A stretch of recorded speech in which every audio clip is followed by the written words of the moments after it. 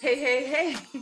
Hey, everybody. So, today's episode, we're going to talk about those Kardashians, right? The Kardashians are back and what lessons you need to learn for your business. How to get anybody back, right? How to reactivate anybody into your business. And then, lastly, some college shenanigans that taught me a valuable lesson. Hey, let's have some fun on this episode. Welcome to the Million Dollar Equation Podcast, a podcast about the easiest, fastest way to build $1 million business based on the best-selling book, The Million Dollar Equation. If you love business, each episode reveals all of the core fundamental essentials for growth. Now, here's your host, Richelle Shaw.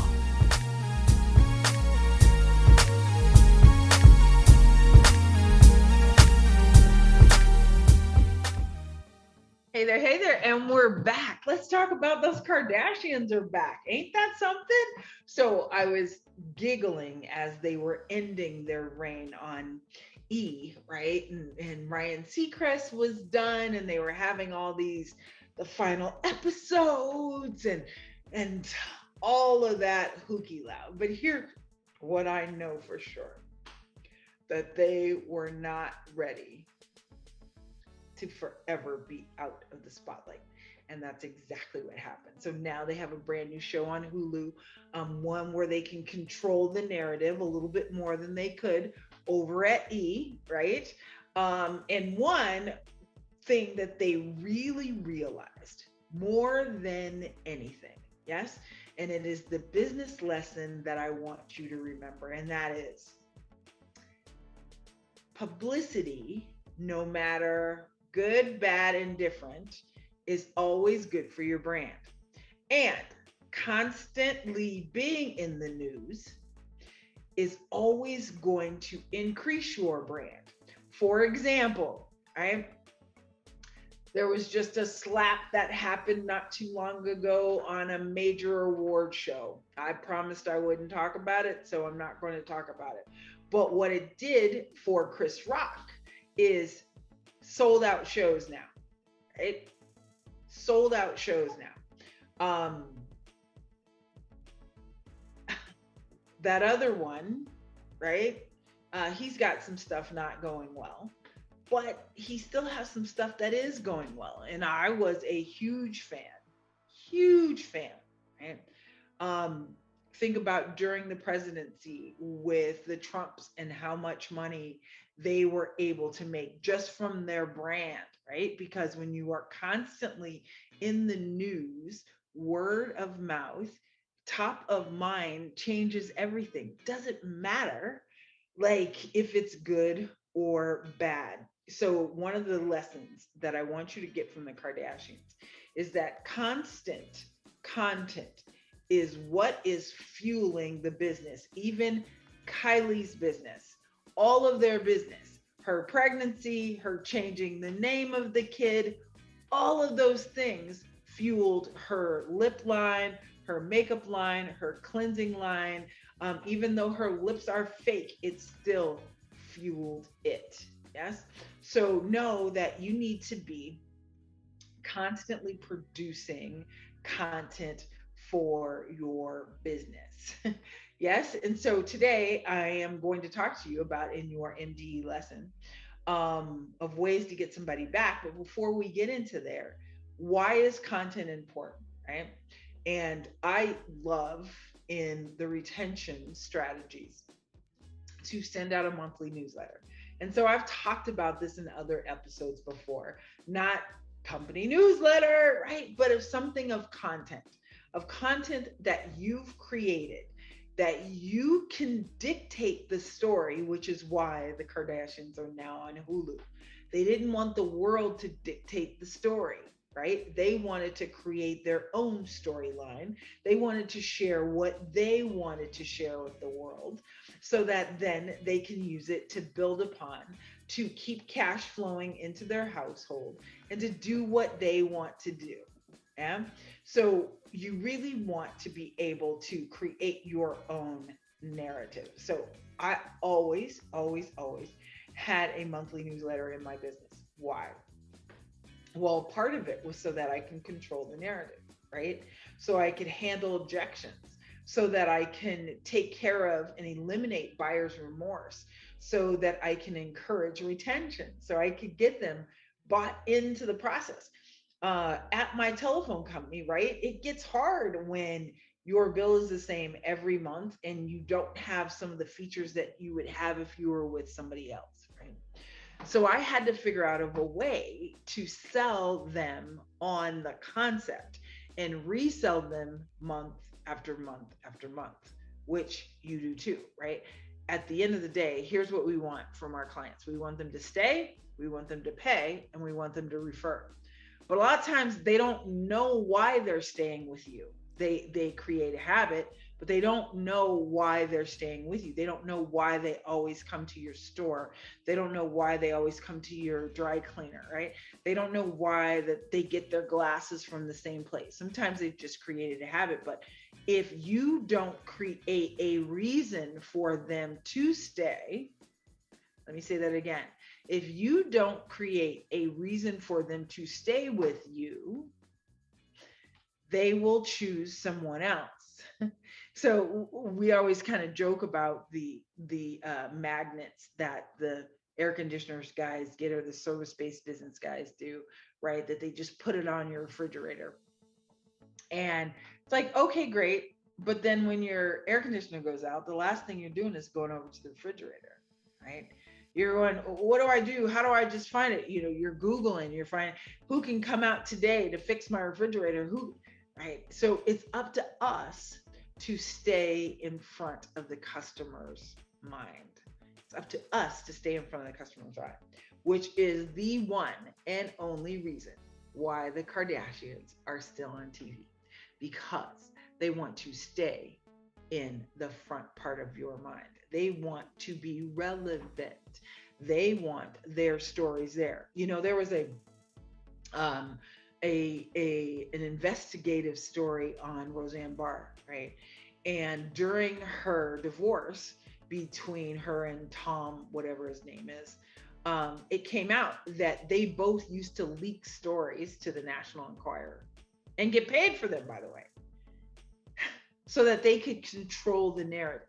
And they did this during when her sitcom was up for Emmys, or wasn't up for Emmys, or was thinking about being canceled.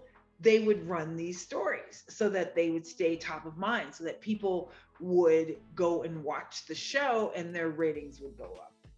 Hello, right? They've been doing it for years. Now, with all of the different platforms, all of the social media platforms, you can do it yourself. So do like the Kardashians. No, I don't mean get lip fillers and butt fillers and all that other work, right? All that extra hair, all that extra stuff that they're doing. Don't do that. But make sure that you are controlling the narrative. Make sure that you are controlling the content. Make sure that there's a ton of content out there so that everybody can hear the great things about you. All right. Hey, we'll be right back. And I've got your $1 million equation lesson for this week. All right. Hold on just a minute. We'll see you right here in a minute. Hey, hey, hey, MDE Nation. Have you grabbed the original, the OG book, the book that started it all? The book, The $1 Million Equation. That was my original passion project, where everybody kept asking me, Richelle, tell me how you rebuilt back your $1 million business. How in the world did you come back from losing it all? How in the world did you do it? And I sat and I spent 2 weeks and I wrote The $1 Million Equation. So it sounds exactly how I talk. If you put my voice to it while you're reading it, you will feel the essence of me. But you will also learn some really great, valuable lessons on how to build your own $1 million business. Yep, you can grab it right there on Amazon.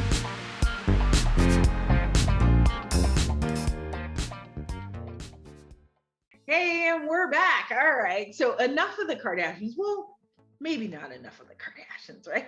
Let's talk about the $1 million equation lesson for today. So I always talk about the 3 R's, right? In the NDE ecosystem. And in it, we have reactivation, which is our second R, right? Our first is retention. Our second is reactivation. So what do you do when you've kind of screwed things up and you've lost the client? Yes. So the second easiest customer to sell is somebody who used to be your client and now is ready to come back. So how do you do that?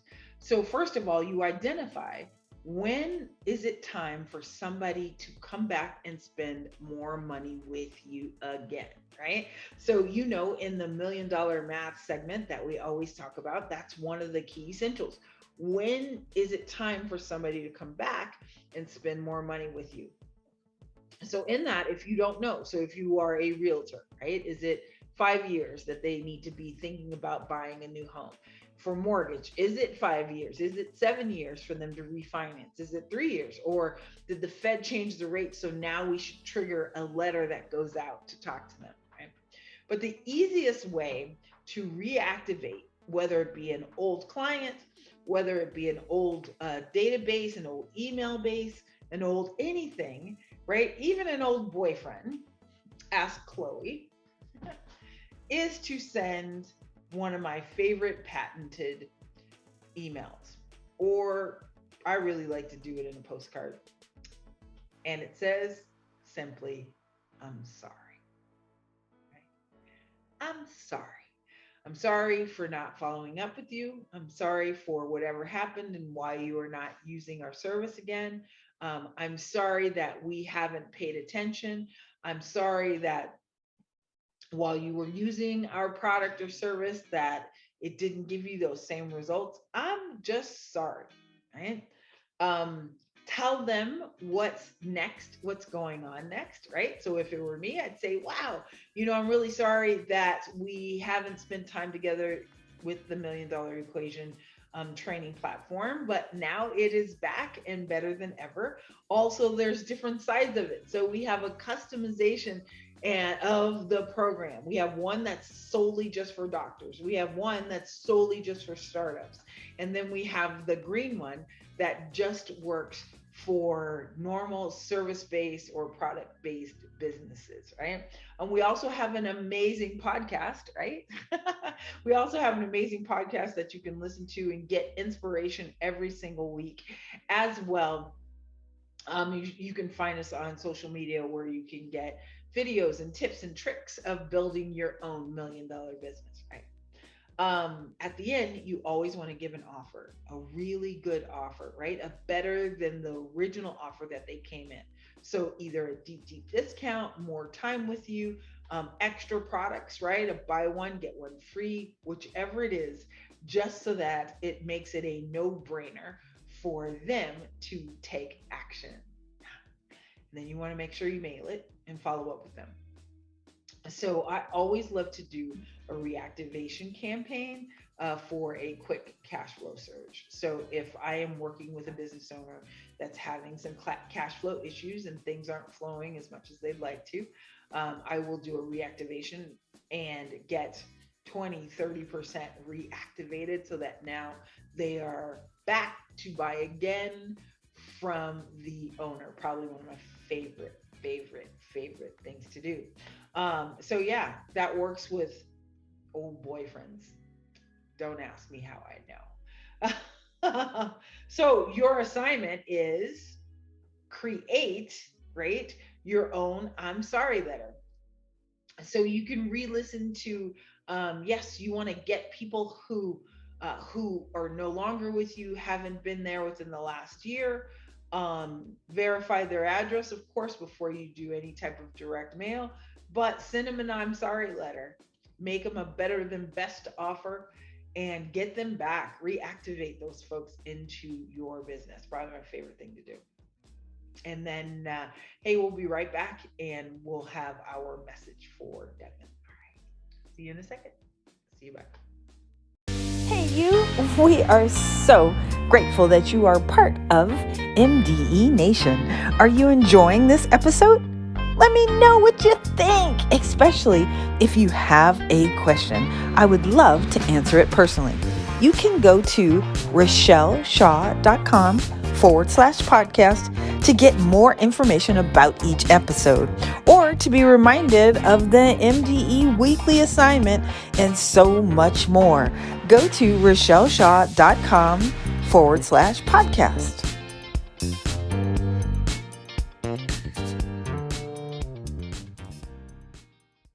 Hey, and we're back, right?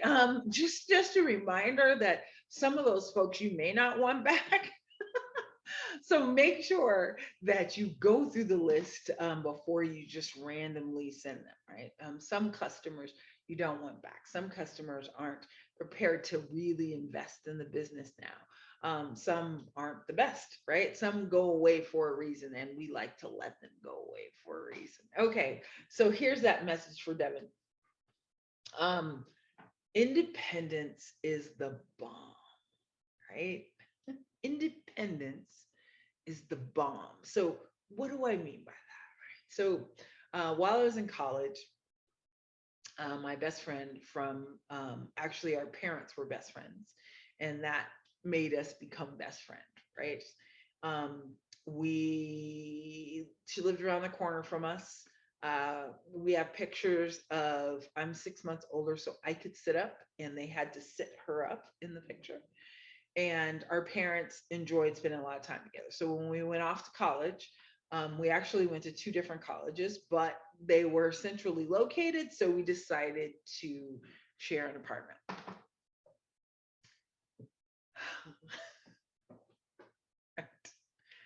So lots of stuff, as it does, happen in college.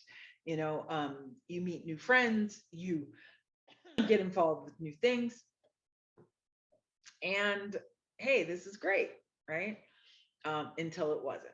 But one of the things that happened is my roommate had a wonderful male guest who used to come and stay at the apartment. And so during this time, now we're in our 20s, yeah. So we're grown. Excuse me. And however, her parents still paid for her rent. She didn't work at all, so they sent money for rent, her expenses, the telephone, the electricity, all of the money that she would need for the month.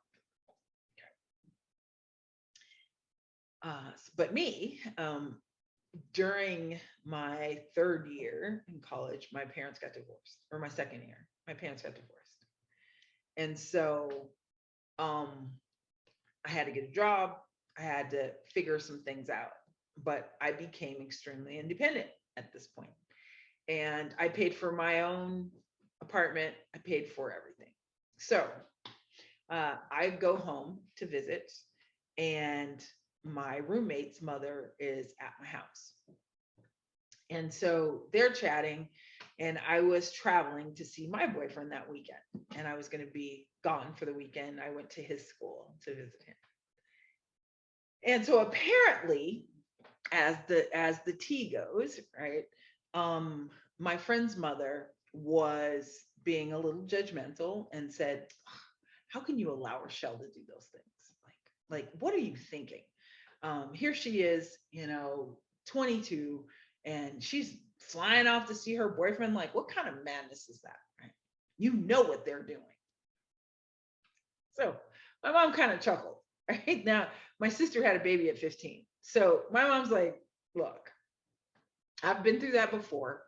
I trust Richelle. Like, she knows what she's doing, and Richelle pays for her own. Like, she's an adult.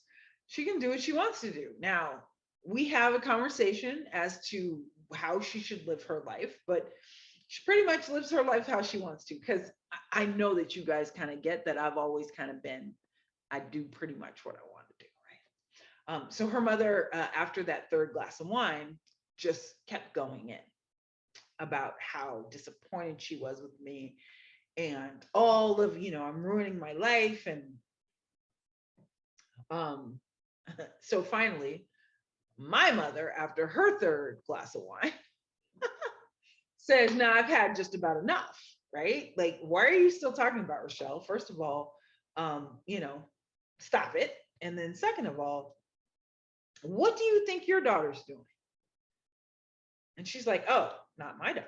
My daughter's not doing any of those things. My mom was like, not only is she, but the guy's at the apartment. That's why Richelle's home all the time, because the guy has moved in. So you're paying not only her rent, but you're paying for him too. Yikes. Yikes. Yes. So I don't know this is going on. I come home, I go to my childhood room, and the phone is ringing in my room. It's my roommate saying, hey, did you tell my mother that this guy is at the house? And I'm like, no. She's like, I said, but I told my mom. Why did you tell your mother? Well, because my mom's my friend. Like me and my mom, like we don't have any secrets, like, because I'm grown, right? So what's the problem? Well, I'm in trouble now and my parents are on their way. And I'm like, okay, well, come to find out, her parents show up at the apartment, kick the boyfriend out, right? It's just a whole big thing. And she's mad at me. And I said, well, the easiest way to fix this is don't depend on them to pay for you. You're 22 years old. You're pretty much, you can make the decisions on what you want to do with your life. And yes, you can have them control you, but you don't have to have them control you. So my message to you, my darling Devin, is not that you should be, flying to see your boyfriend at 22, but it is what it is, right? But that independence is bomb. Independence is so awesome when you have your own money and when you make your own money. That means that you get to make your own decisions. But anybody who has to give you money, so whether it be a spouse, whether it be a boyfriend, whoever it is, right? They get to control you if they are giving you money, or whether it be a boss, right? I want you to be your own boss, Miss Devin. I want you to be independent. Independent. That means not dependent on anybody else. Make your own money, do your own thing, and go kill the game, right? Then you get to make whatever decisions you want. But what I learned from that one lesson is never, ever, first of all, judge anybody, right? And be in that embarrassing environment. But nobody gets to control you when you create your own income. So that's why we're doing this thing, right? That's why we're doing this entrepreneurship. That's it. So have some fun. If you can't be good, be careful though. That is truly, truly my recommendation. But at the end of the day, be like the Kardashians in your content, but don't be like the Kardashians in some other ways, right? But be independent at every trip of the train, every turn. Be as independent as you can, because as long as you're not dependent, then you're not beholden. As long as you're not dependent, then nobody gets to make a decision on what you do. As long as you are independent, you get to decide how you want to live your life. All right, y'all. Get to implementing, do those I'm sorry letters, and I'll see you next week here on the $1 Million Equation podcast. I love you for free and can't wait to hear all of your exciting stories. So please go check out the $1 Million Equation podcast at Richelle Shaw /podcast. You can leave any comments there. You can leave any questions there. Thank you for the 5 stars. Oh, this is my passion, my love letter to y'all. So I am so honored that you are loving it as much as I am too. All right, y'all. I will see you on the next episode. Thank you so much.